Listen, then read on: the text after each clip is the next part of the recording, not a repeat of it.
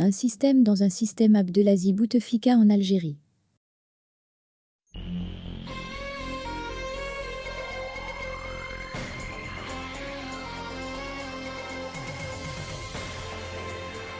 Depuis son retour au pouvoir, Abdelaziz Bouteflika a réussi à bâtir son propre système, fait d'un mélange de bonapartisme et de despotisme oriental.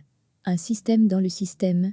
Durant son règne, Abdelaziz Bouteflika s'est employé avec énergie à bâtir son propre pouvoir à l'intérieur d'un système dont la culture réduit le poids des hommes à l'insignifiance.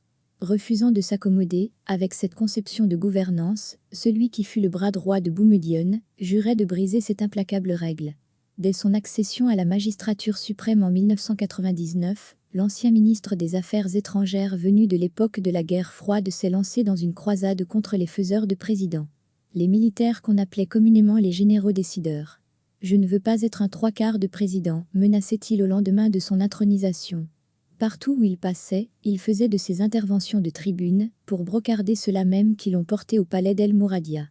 Surfant sur le peu de popularité dont jouissaient les officiers à cette période, le nouveau président a vite déployé ses talents de tribun pour mener une guerre psychologique aux puissants décideurs. Forcé au silence, la grande muette est comme tétanisée. Habile et incontrôlable, le nouveau président prend des libertés et à coups de gueule répétés s'émancipe.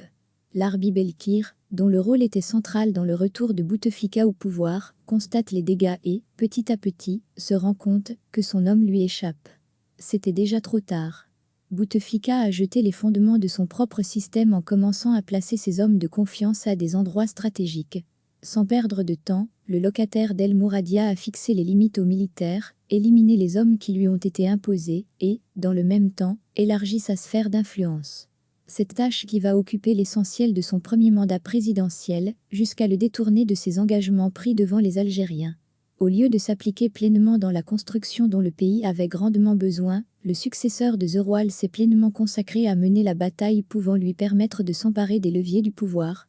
Probablement, de peur d'être renversé. Vraisemblablement par revanche contre une armée qui lui avait barré la route du pouvoir 20 ans auparavant. Sans doute, les deux à la fois. Certainement pour faire place à un système dont il sera la colonne vertébrale. L'alpha et l'oméga. La pierre angulaire sans laquelle l'édifice ne saurait tenir. Par petites touches et grands coups, le système Bouteflika prenait forme. Et dans un jeu d'alliances internes et externes mêlant des intérêts stratégiques, souvent contradictoires, que seul lui savait manipuler, il parvient à s'installer confortablement au sommet de la pyramide.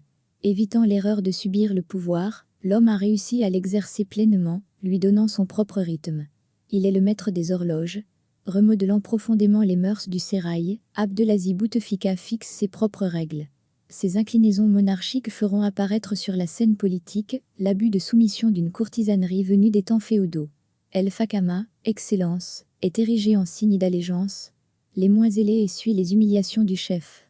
Certains égarés étaient obligés de faire acte de repentance et publiquement, pendant que ces nouvelles mœurs propres au despotisme oriental occupaient les travées de la République, les institutions de l'État s'affaissaient avant de s'effacer.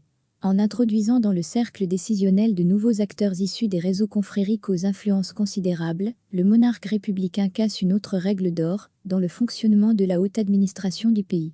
Le ticket d'entrée n'est plus la méritocratie, mais l'allégeance au relent parfois régionaliste. Président, Bouteflika ne supportait pas un fonctionnement institutionnel de l'État.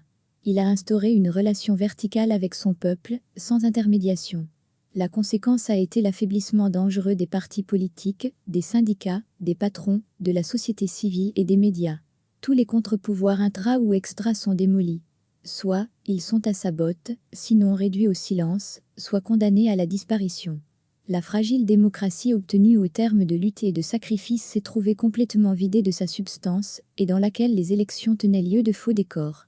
Telle fut sommairement la nature du système politique bâti par Bouteflika durant son règne. Un système faussement solide, qui ne tenait que grâce à la puissance de son faisant désormais partie de l'histoire, ce parcours politique, qui a considérablement ramolli le pays, doit servir de leçon aux décideurs d'aujourd'hui et de demain. Seule une véritable démocratie portée par une libre et dynamique citoyenne peut construire une Algérie de progrès et de modernité.